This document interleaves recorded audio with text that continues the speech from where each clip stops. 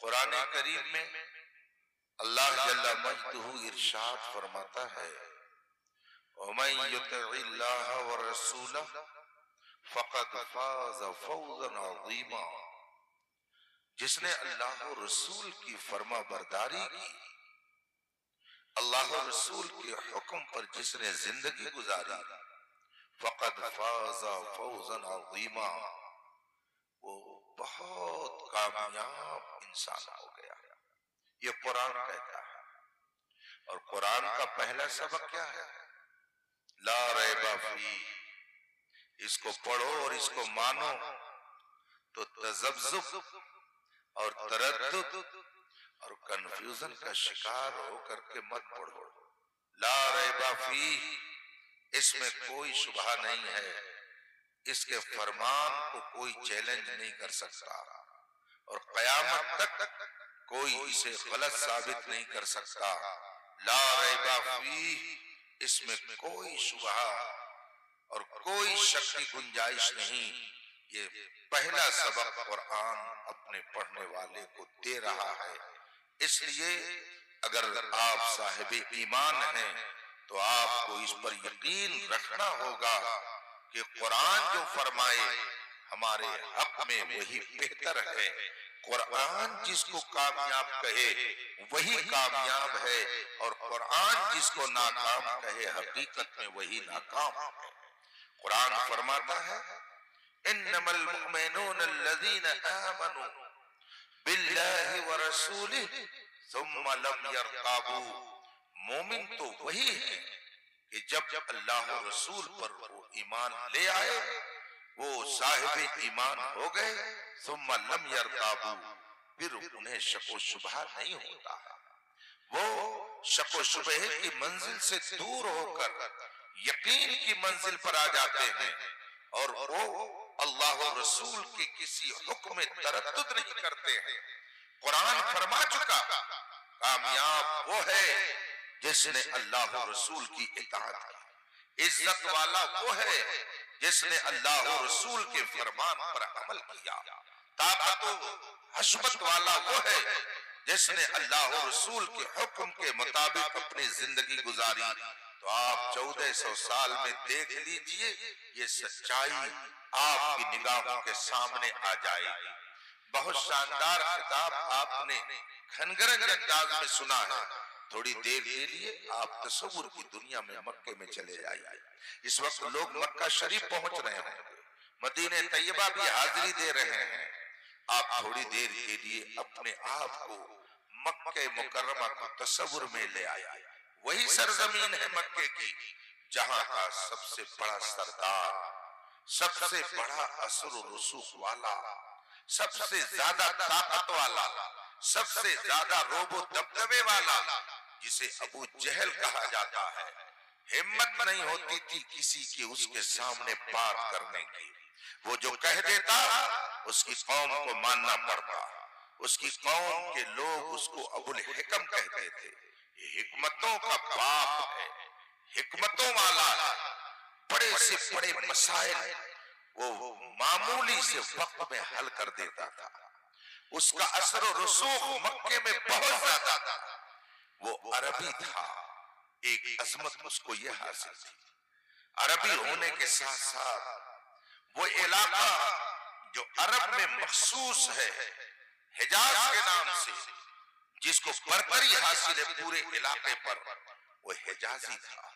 اور حجاز میں مکہ مکرمہ کو جو عظمت حاصل ہے وہ سب کو معلوم ہے، وہ مکی تھا، وہ عربی تھا، وہ حجازی تھا، وہ مکی تھا۔ اور پھر مکے میں وہ کوئی معمولی انسان نہیں تھا، مکے کا سردار مانا جاتا تھا۔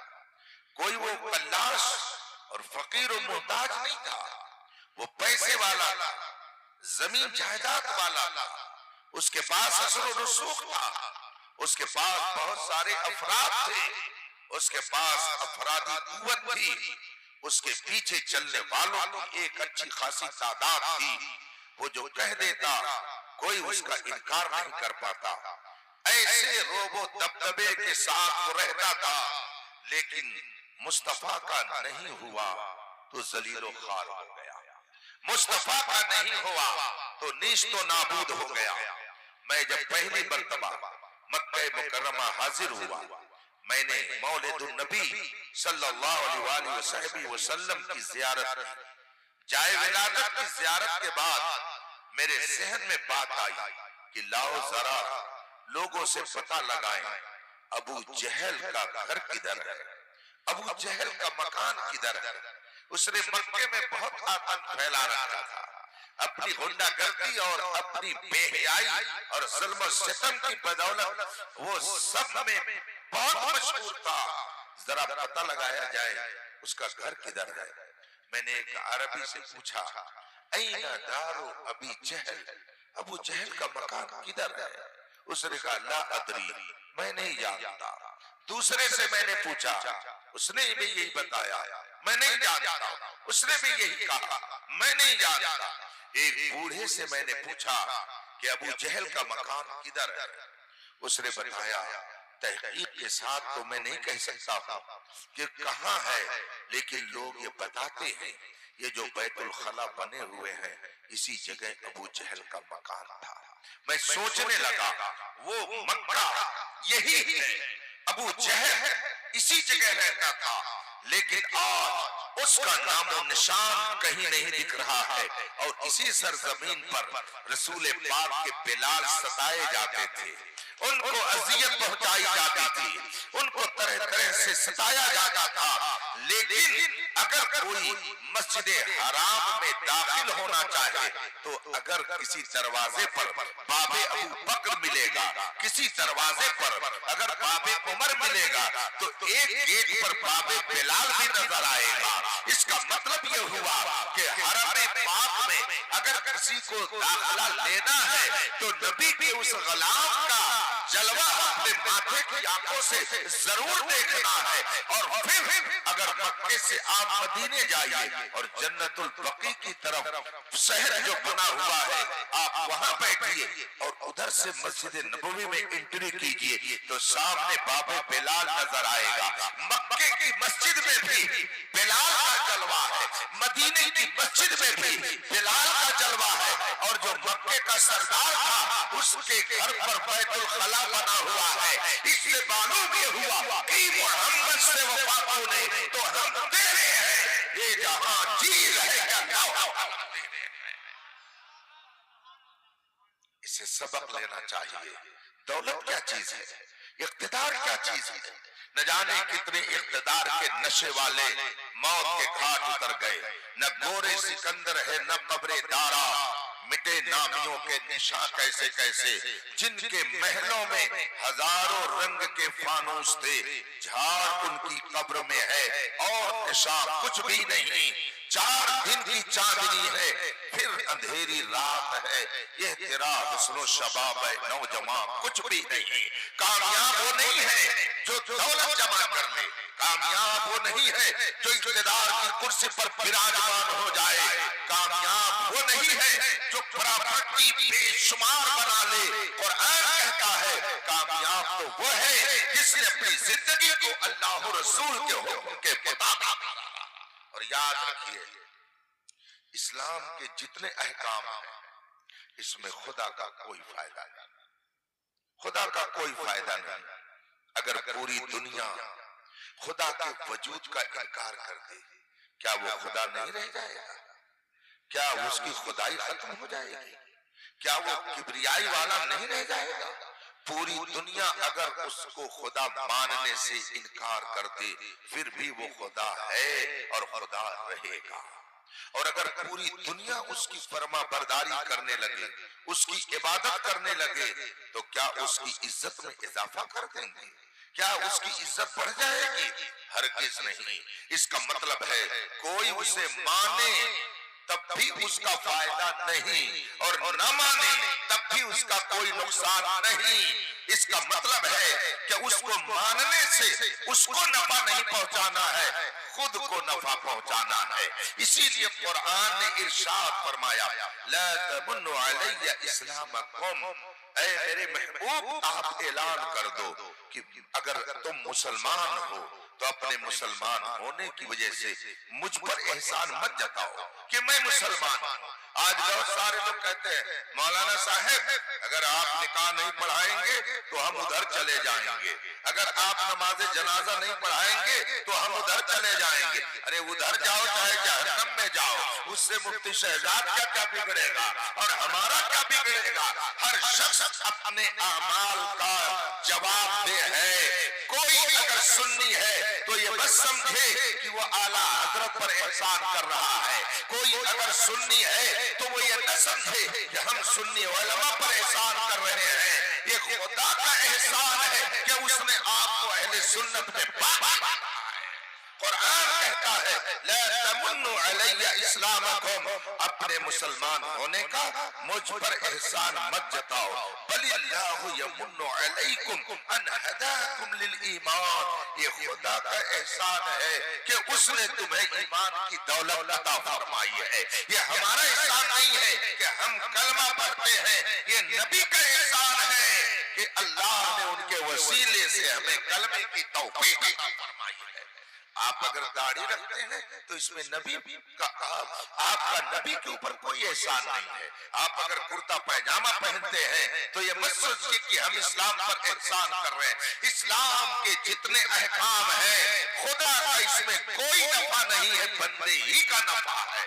اور اس کو سمیٹ کر کے چند جملوں میں اپنی بات کہہ کر آپ سے رخصت ہونا چاہوں گا کہ اسلام کے جتنے احکام ہیں اگر آپ غور کریں گے تو ان تمام احکام کا بیک گراؤنڈ آپ کو یہی ملے گا کہ انسان کی 5 چیزوں کی حفاظت شریعت اسلامیہ کا مقصود ہے۔ جتنے بھی احکام الہیہ ہیں ان میں 5 چیزوں میں سے کسی نہ کسی ایک کی حفاظت مقصود ہے، یا تو انسان کے دین کی حفاظت، یا تو انسان کی جان کی حفاظت، یا تو انسان کے مال کی حفاظت، یا تو انسان کے نسل کی حفاظت، یا تو انسان کی عقل کی حفاظت۔ جتنے احکام شرعیہ ہیں آپ ان میں اگر غور کریں گے تو آپ اسی نتیجے پر پہنچیں گے کہ جو بھی شریعت کا حکم ہے وہ ان 5 میں سے کسی نہ کسی ایک چیز کی حفاظت کرتی ہے۔ مثال کے طور پر اسلام نے نشہ کو کیوں حرام کیا ہے؟ اسلام نشے کو کیوں منع کرتا ہے؟ اسلام نے نشے سے اپنے ماننے والوں کو دور کیوں رہنے کا حکم دیا ہے؟ ایک موقع پر میں اتفاق سے اڑیسہ آ رہا تھا، میری فلائٹ دلی سے چلی۔ آج تو رانچی آنے والوں میں سے بہت سے ایسے لوگ ہیں جن کا راستے ہی میں برا حال ہو چکا تھا۔ آج جو طوفان آیا بہت ساری فلائٹیں اس طوفان میں پھنس گئی فضا میں، تو کوئی فلائٹ کلکتہ جا کر کے اترتی ہے، کوئی کہیں اور اترتی ہے۔ ہمارے کرم فرماؤں میں ایک صاحب شام کے وقت ایک فلائٹ میں تھے، انہوں نے بتایا کہ اچانک کبھی 100 میٹر فلائٹ نیچے آ رہی ہے، کبھی 500 میٹر نیچے آ رہی ہے۔ فلائٹ میں جتنے لوگ بیٹھے افراتفری کا شکار، جو چیخ پکار مچی ہوئی تھی، ایسا لگ رہا تھا کہ اب سب موت کے گھاٹ اتر جائیں گے۔ آج جو بھینکر طوفان آپ کے علاقے میں آیا، ایک مرتبہ میں سفر میں فلائٹ میں بیٹھا کلکتہ بھونیشور آ رہا تھا، اتفاق سے میرے بغل کی سیٹ پر ایک ہینڈسم نوجوان بیٹھا ہوا تھا۔ فلائٹ فضا میں پہنچی اور اس نے پرسکون انداز میں سفر شروع کیا تو میں نے موبائل نکالا اور کتاب پڑھنے لگا۔ طلبہ لگ رہا بیٹھے ہوئے ہیں، ان سے میں گزارش کروں گا کہ آپ پڑھتے ہیں تبھی طالب علم کہلاتے ہیں، اپنے پڑھنے کی رفتار کو تیز کر دیجئے۔ وقت کم ہے، کام زیادہ ہے، مسائل بے شمار ہیں، آپ مطالعہ کثرت سے کریں۔ اور اپنے نوجوانوں سے بھی میں کہوں گا کہ اپنا وقت آپ ضائع نہ کریں، گیا وقت پھر ہاتھ آتا نہیں۔ آپ وقت کو کام میں لائیں، کل میدان محشر میں ایک ایک لمحے کے بارے میں سوال کیا جائے گا تو جواب دینا بہت مشکل ہو جائے گا۔ آدمی کو وقت ضائع نہیں کرنا چاہیے، جو ضرورت سے زائد وقت ملے اس کو پڑھنے پڑھانے میں لگانا چاہیے۔ میں فلائٹ میں کتاب نکال کر موبائل میں پڑھنے لگا، کتاب عربی زبان میں تھی۔ بغل والے نے جب دیکھا تو وہ مجھ سے پوچھتا ہے کہ کیا آپ قرآن پڑھ رہے ہیں؟ میں نے کہا نہیں، میں قرآن نہیں پڑھ رہا ہوں، یہ ایک دھارمک اور اسلامک کتاب ہے جس کا میں مطالعہ کر رہا ہوں۔ اس نے کہا اس میں کیا ہے جو آپ پڑھ رہے ہیں؟ میں نے کہا اس دنیا کے بعد کی دنیا کے بارے میں پڑھ رہا ہوں۔ جو ہی میں نے اس سے یہ کہا وہ میرا منہ تکنے لگا، اس لیے کہ وہ سوچنے لگا کہ ایک مولوی اس دنیا کے بعد کی دنیا کے بارے میں کیا پڑھ رہا ہے۔ تو اس نے کہا اس دنیا کے بعد کی دنیا کے بارے میں آپ پڑھ رہے ہیں؟ میں نے کہا جی ہاں، اس دنیا کے بارے میں تو لوگ دیکھ کر کے بتاتے ہیں، مگر اس دنیا کے بارے میں وہ شخصیت بتاتی ہے جسے خدا نے سب عطا فرما دیا ہے۔ ہمارے پیغمبر نے اس دنیا کے بارے میں بھی بتایا ہے اور اس کے بعد کی دنیا کے بارے میں بھی انہوں نے بتایا ہے، تو میں اس دنیا کے بارے میں پڑھ رہا ہوں۔ تھوڑی دیر گفتگو چلتی رہی، اس نے کہا میں ایک سوال آپ سے کرنا چاہتا ہوں۔ میں نے کہا بتائیے کیا سوال ہے؟ اس نے کہا کہ آپ کے مذہب میں نشہ کو منع کیا گیا ہے؟ میں نے کہا جی ہاں منع کیا گیا ہے۔ اس نے کہا کیوں منع کیا گیا ہے؟ میں نے کہا کہ آپ پہلے بتائیے کرتے کیا ہیں، پھر میں آپ کو سوال کا جواب دوں گا۔ اس نے کہا میں ڈاکٹر ہوں، میرا پیشہ ڈاکٹری ہے۔ میں نے کہا رہتے کہاں ہیں؟ اس نے کہا میں دہلی میں رہتا ہوں، بھونیشور اپنے ایک نجی کام سے جا رہا ہوں۔ میں نے کہا آپ سے گفتگو کرنا تو بہت آسان ہے اور آپ کو سمجھانا بھی بہت آسان ہے۔ میں نے کہا آپ ڈاکٹر ہیں، یہ بتائیے اگر آدمی نشہ کرے گا تو اس کے جسم پر اس کا کچھ اثر ہوگا کہ نہیں ہوگا؟ کہا بالکل ہوگا۔ ہم نے کہا کیا ہوگا؟ کہا اس کی عقل خراب ہو جائے گی، عقل کام کرنا بند کر دے گی۔ ہم نے کہا بالکل آپ صحیح کہہ رہے ہیں، مگر اس کے علاوہ ایک اثر اور دکھے گا۔ اس نے کہا وہ کیا؟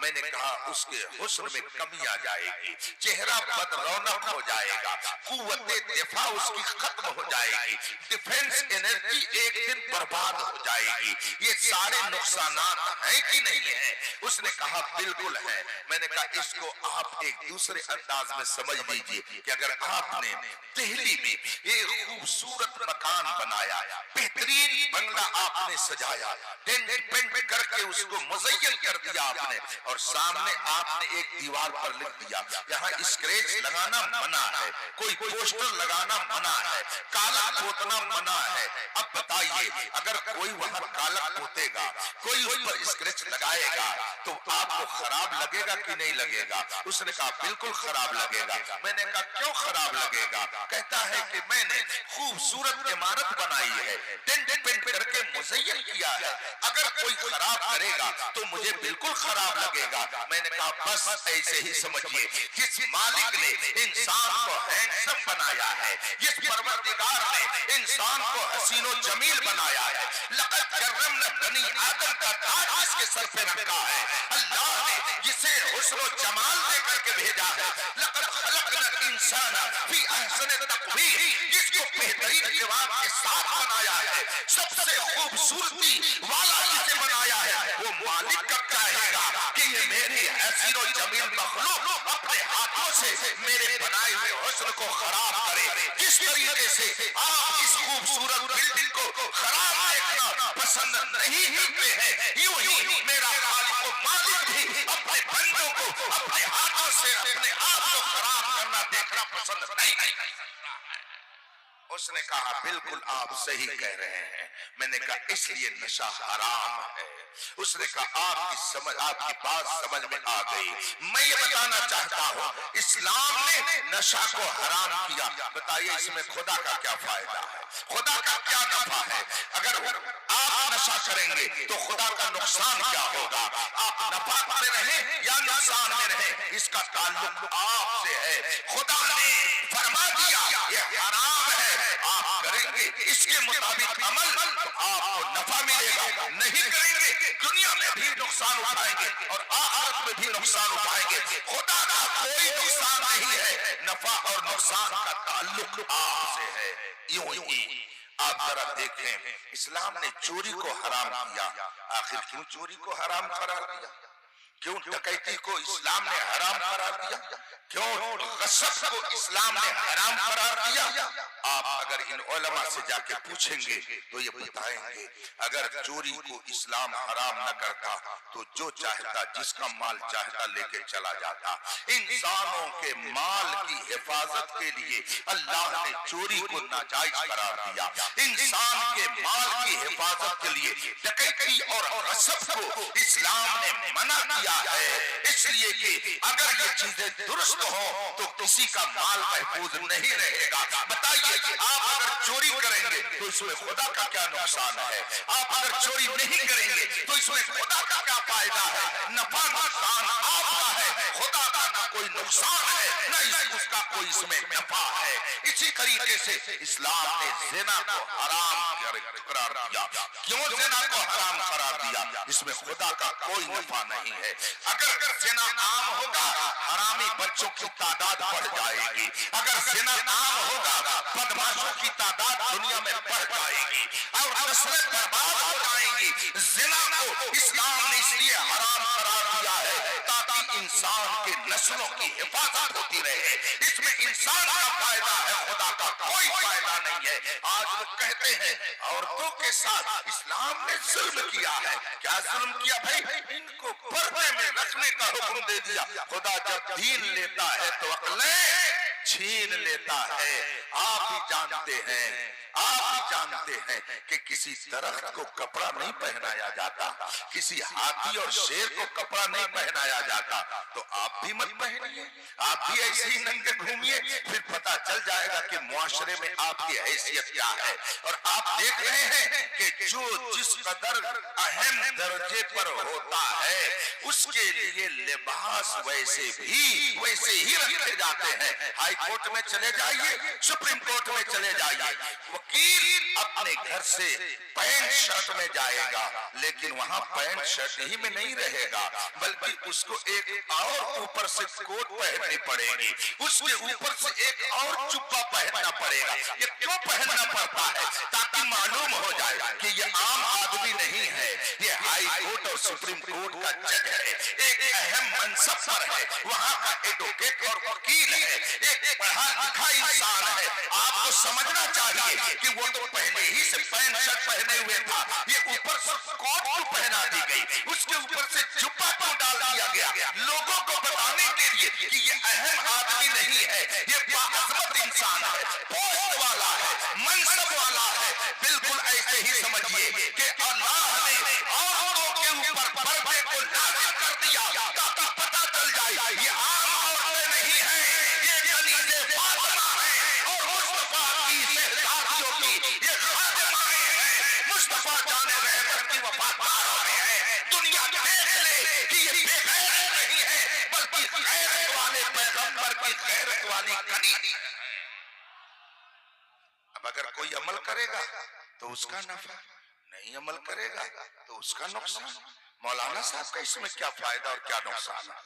لوگ کہتے ہیں عورتوں کو پردے میں رکھ کر کے ان کو ترقی سے روک دیا گیا۔ سبحان اللہ، معاذ اللہ، کیسی سوچ ہے! اسلام نے ہر قیمتی چیز کی حفاظت کا طریقہ بتایا ہے۔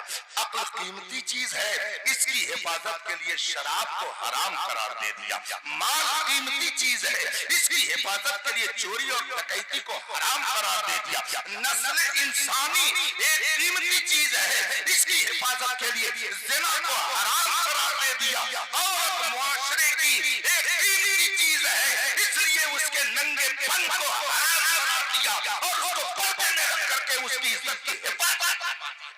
لیکن خدا جب دین لیتا ہے تو عقلیں چھین لیتا ہے۔ یہ تو زمانہ ہی ہے۔ ہمارے ہاں ایک صاحب ہے، وہ کہتے ہیں وہ زمانہ اور تھا جب قدر تھی فنکار کی، یہ زمانہ اور ہے کہ قدر ہے مکار کی۔ دیہات میں کہتے ہیں ناچے کودے تورے تان، دنیا رکھے اس کی مان۔ مطلب یہ ہوا کہ اگر کوئی ناچ رہا ہے تو اس کو لوگ قدر کی نگاہ سے دیکھتے ہیں، गा رہا ہے تو اس کی عظمت لوگوں کے دل میں پیدا ہو رہی ہے، اور اگر وہ اذان دے رہا ہے تو مسجد کا ملا کہہ رہا ہے، وہ مؤذن کہلا رہا ہے، یہ مولوی صاحب کہلا رہا ہے۔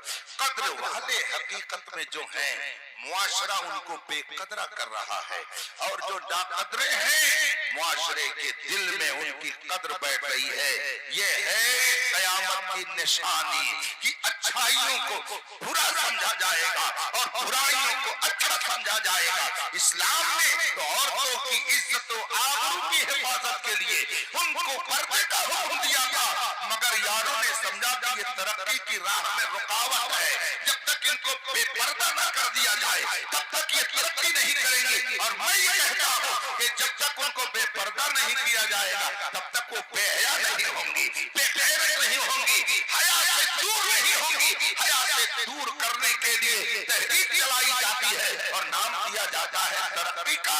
نہ جانا حضرت زاہد کے تشبیہ و مسلح پر بڑے چلتے ہوئے حضرت ان کو ہم سمجھتے ہیں۔ حضرات اس وقت پوری دنیا میں آپ جس طرف نظر اٹھا کر کے دیکھیں، دشمن طاقتیں اسلام ہی کو نشانہ بناتی، کہیں عقیدے پر حملہ اور کہیں پر اعمال پہ حملہ۔ خوبصورتی کے ساتھ وہ آپ کے کلچر، آپ کی تہذیب، آپ کے نیک اعمال کو ختم کر کے آپ کو برائیوں میں ملوث کرنا چاہتی۔ ابھی کل میں گونڈا، اپنے یوپی میں گونڈا ضلع کے علاقے میں تھا، ایک موضوع ملے، انہوں نے مجھ سے بتایا کہ حضرت میں ایک شادی میں گیا ہوا تھا، تو مجھے وہاں معلوم ہوا کہ شادی مسلمان نوجوان کی تھی، مگر اس میں گانے اور ناچنے کا انتظام ایک غیر نے کیا تھا۔ ہم نے کہا کہ مولانا ایسا کیوں ہو رہا ہے، کیوں ایسا اس نے کیا؟ کہا وہ لوگوں نے بتایا کہ اس کا دوست تھا۔ میں نے کہا نہیں، سونا جنگل، رات اندھیری، چھائی بدلی کالی ہے، سونے والوں جاگتے رہیو، چوروں کی رکھوالی ہے۔ یہ دوستی نہیں ہے، یہ خود پیسے دے کر کے آپ کو اپنے کلچر سے ہٹا کر ان کے کلچر میں آپ کو ضم کرنا ہے، اپنی تہذیب آپ کے درمیان ڈالنا ہے، اس کو برپا کرنا ہے۔ اس لیے اگر ہمارے نوجوانوں نے وقت پر ہوش کے ناخن نہیں لیے، ہماری بیٹیوں نے یہ نہیں سمجھا کہ عزت کی حفاظت صرف اسلام میں ہے، وہ آگ بڑھانے کا ذریعہ صرف اسلام ہے، اگر انہوں نے یہ نہیں سمجھا تو آج نہیں کل قبر میں جانے کے بعد پتا چلے گا، میدان محشر میں پتا چلے گا۔ اسی لیے اعلیٰ حضرت نے فرمایا آج لے ان کی پناہ، آج مدد مانگ ان سے، آج ان کے طریقے پر چل، کل میدان محشر میں وہ تمہیں جنت کی طرف لے جائیں گے۔ اس لیے جو لوگ یہ سمجھتے ہیں کہ اسلام میں یہ کیوں آ گیا، وہ کیوں آ گیا، میں کبھی کبھی ان سے بھی مخاطب ہو جاتا ہوں اور کہتا ہوں بڑے ہوشیار ہیں تو آ جائیے، بہت عقل مند ہیں تو آ جائیے سامنے۔ آپ کہہ رہے ہیں نا کہ اسلام نے یہ کیوں فرض کیا، یہ کیوں واجب کیا، آئیے ذرا مجھ کو بتا دیجئے کہ آپ جب پیشاب کرتے ہیں تو آپ کا وضو ٹوٹتا ہے کہ نہیں ٹوٹتا ہے؟ ضرور وہ کہے گا کہ وضو ٹوٹتا ہے، لیکن اگر اس سے پوچھ لیا جائے کہ وضو تو ٹوٹا آپ کا پیشاب کرنے کی وجہ سے، لیکن جب آپ وضو کرنے جاتے ہیں تو یہ ناک میں پانی کیوں ڈالتے ہیں، یہ کلی کیوں کرتے ہیں؟ کیا وہ ناک میں پیشاب کا چھینٹا چلا گیا ہے کیا منہ میں پیشاب چلا گیا ہے کیا؟ آپ سر کا مسح کیوں کرتے ہیں؟ کیا سر پر پیشاب چلا گیا ہے کیا؟ کہتے ہیں نہیں، سر پہ پیشاب نہیں گیا، منہ میں نہیں گیا، ناک میں نہیں گیا۔ پھر کیوں آپ ناک میں پانی ڈال کر کے دھلتے ہیں، کیوں کلی کرتے ہیں، کیوں سر کا مسح کرتے ہیں؟ جبکہ آپ کا وضو ٹوٹا تھا پیشاب کرنے سے، پیشاب تو نالی میں گیا، دھل کر کے آپ گھر آ گئے، مگر جب وضو کرنے کی باری آئی تو آپ نے ناک میں بھی پانی ڈالا، منہ میں بھی پانی ڈالا، کلی کیا، ناک صاف کی، سر کا مسح کیا، کہاں پیشاب کا چھٹا پہنچ گیا؟ کہتے کہیں نہیں پہنچا، تو پھر کیوں دھلتے ہیں؟ کیوں دھلتے ہیں؟ جو عقل مند لوگ بنتے ان سے کہیے کہ آپ ذرا اس کی حکمت بتاؤ. میں سمجھتا ہوں کہ دن میں بھی ایسے لوگوں کو تارے نظر آ جائیں گے. ہم نے اپنی عقل کا کلمہ نہیں پڑھا ہے.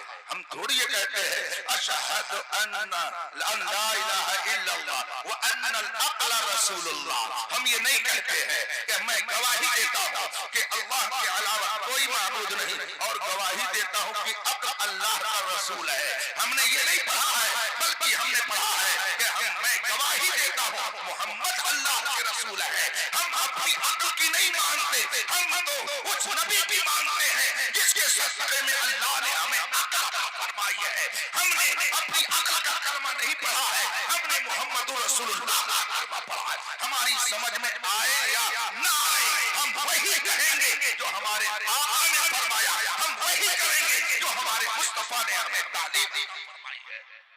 اب اگر کوئی کہتا آپ کی بات سمجھ میں نہیں آتی ہے, حضرت آپ کی بات سمجھ میں نہیں آتی ہے, تو ہم کہیں گے کہ آپ کی جناب سمجھ ہی اتنی نہیں ہے کہ دین کی سمجھ آپ کو آئے.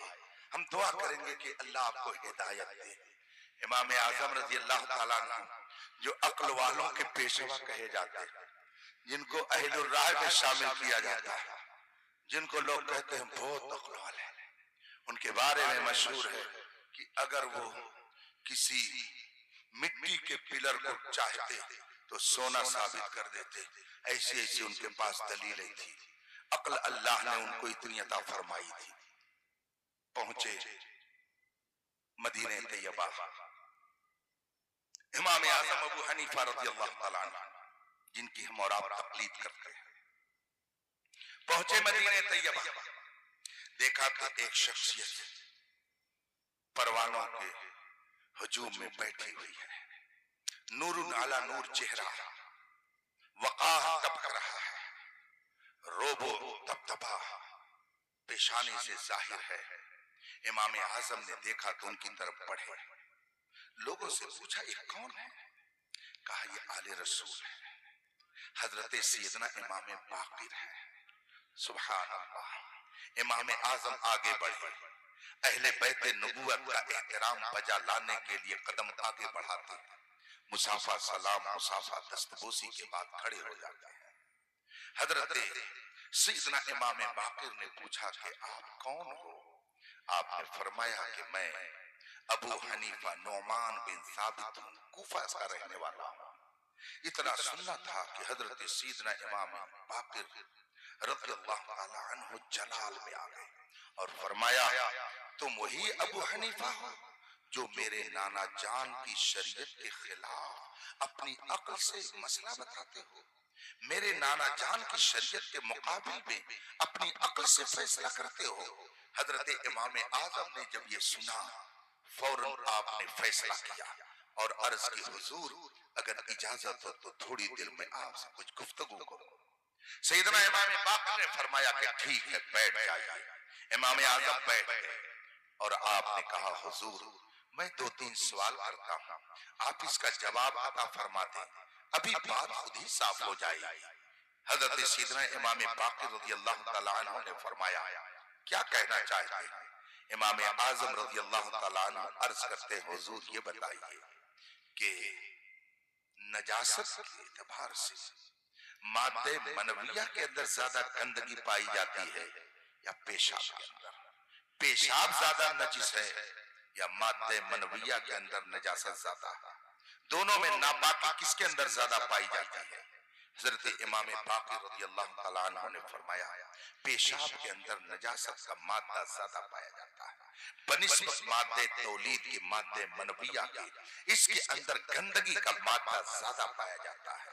اب امام اعظم عرض کرتے ہیں حضور جب پیشاب کے اندر نجاست کا مادہ زیادہ پایا جاتا ہے تو عقل یہ چاہتی ہے کہ جب آدمی پیشاب کرے تو اس کو غسل کرنا چاہیے, اور اگر مادہ تولید نکلے تو صرف دھو لینا اور وضو کر لینا کافی ہو, اس لیے کہ اس کے اندر نجاست کم ہے, اس کے اندر نجاست زیادہ ہے. تو جس کے اندر نجاست زیادہ ہو وہ نکلے تو غسل کرنا چاہیے, اور جس کے اندر نجاست کا مادہ کم ہے اگر وہ खारिज हो तो सिर्फ धोने से और वजू करने से काम चल जाना चाहिए।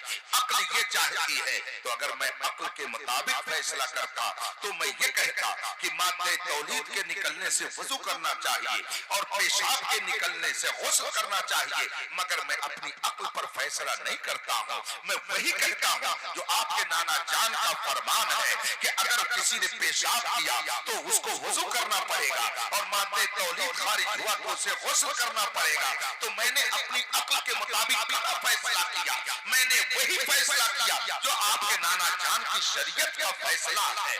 जब जितना इमाम बाकिर ने सुना मुस्कुराने लगे। इमाम आजम अर्ज करते हैं, हुजूर जरा एक बात और इरशाद फरमाएं। कहा क्या? अब इमाम आजम अर्ज करते हैं, हुजूर ये बताएं कि नमाज ज्यादा अहम है या रोजा ज्यादा अहम है? दोनों में अहमियत किसकी ज्यादा है? इमाम आजम रज़ी अल्लाह अन्हु ने जब ये सवाल किया, सैयदना इमाम बाकिर फरमाते हैं कि नमाज की अहमियत ज्यादा है बनिस्बत रोजे के। रोजे की अहमियत नमाज के एतबार से अगर देखी जाए तो दूसरे दर्जे पर है, पहले दर्जे पर नमाज है, इसकी अहमियत ज्यादा है।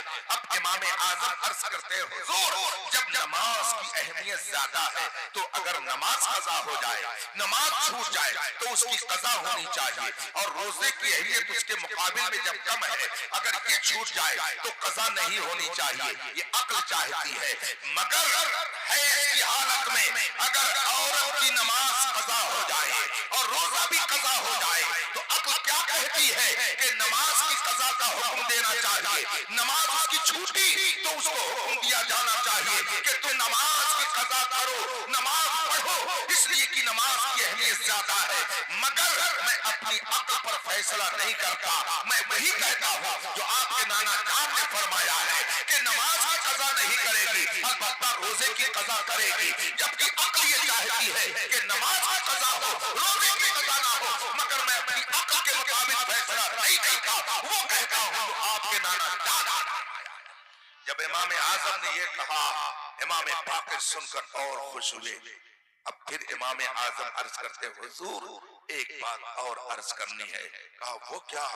अब इमाम आजम फरमाते हैं, हुजूर ये बताएं कि औरत कमजोर है या मर्द कमजोर है? दोनों में ताकतवर कौन है और कमजोर कौन है? इमाम बाकिर ने फरमाया, औरत कमजोर है, मर्द ताकतवर है। औरत की ताकत कम होती है, मर्द के अंदर ताकत ज्यादा होती है।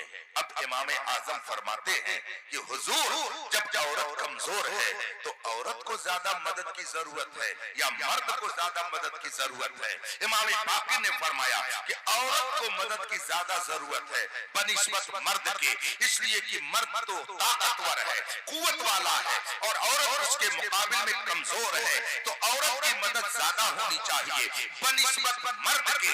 अब इमाम आजम फरमाते हैं, अक्ल तो यही कहती है कि औरत की मदद ज्यादा होनी चाहिए, इसलिए कि वो कमजोर है और मर्द की ताकत ज्यादा है, लिहाजा उसको उतनी मदद की जरूरत नहीं है। अक्ल यही कहती है। तो अगर मैं अक्ल के मुताबिक फैसला करता तो मैं ये हुक्म देता कि बाप और माँ के और शौहर के तरके से औरत को हिस्सा ज्यादा मिलना चाहिए, मर्द को कम मिलना चाहिए। मगर मैं अपनी अक्ल के मुताबिक फैसला नहीं करता, मैं यही कहता हूँ वली ज़क्र मिस्लु हज़्ज़िल उन्सयैन, मर्द को दुगना हिस्सा मिलेगा, औरत को एक हिस्सा मिलेगा।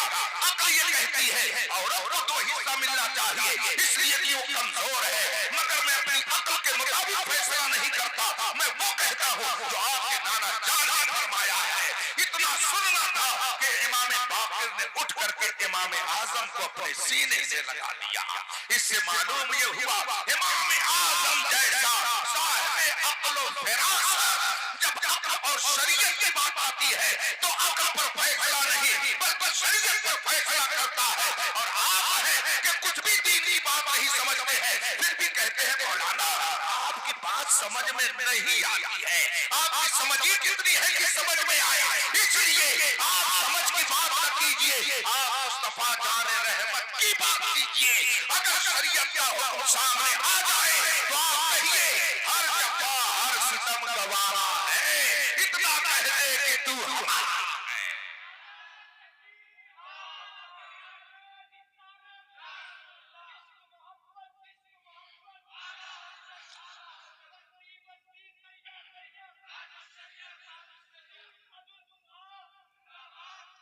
حضرات وقت بہت زیادہ ہو گیا، بس میں یہ عرض کر کے اپنی گفتگو ختم کرتا ہوں.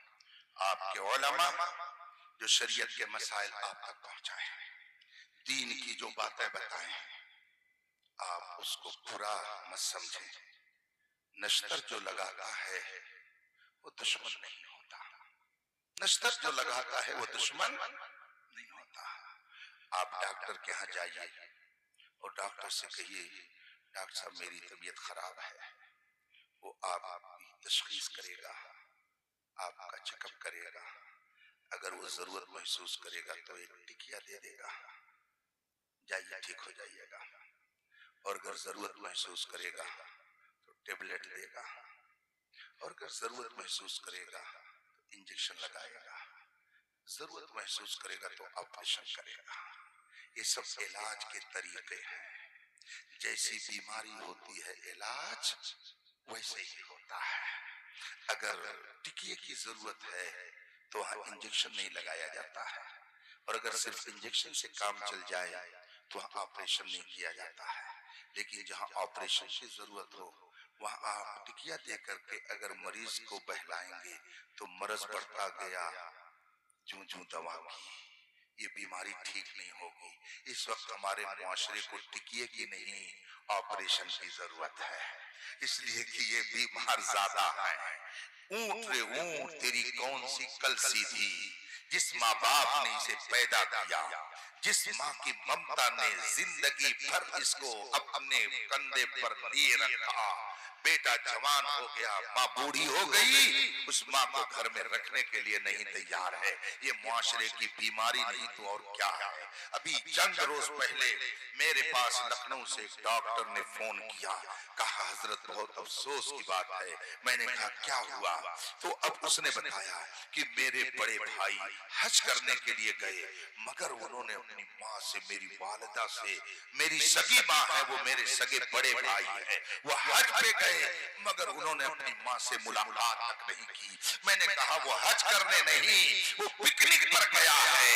اگر ماں کی آہ نکل گئی تو اس کا حج بھی برباد ہو جائے گا، اس کی زندگی بھی برباد ہو جائے گی. وہ کیسا کلیجے والا بیٹا ہے کہ حج بیت اللہ کے لیے جا رہا ہے اور اپنی ماں سے ملاقات بھی گوارا نہیں کرتا ہے. اگر معاشرے میں ایسے بیٹے ہوں گے تو معاشرے کے لیے ٹیبلٹ نہیں آپریشن کی ضرورت پڑے گی. اس لیے کہ یہ وہ بیماری ہے کہ جو ٹکیے سے نہیں جانے والی ہے، آپریشن سے جانے والی ہے. کتنے افسوس کی بات ہے.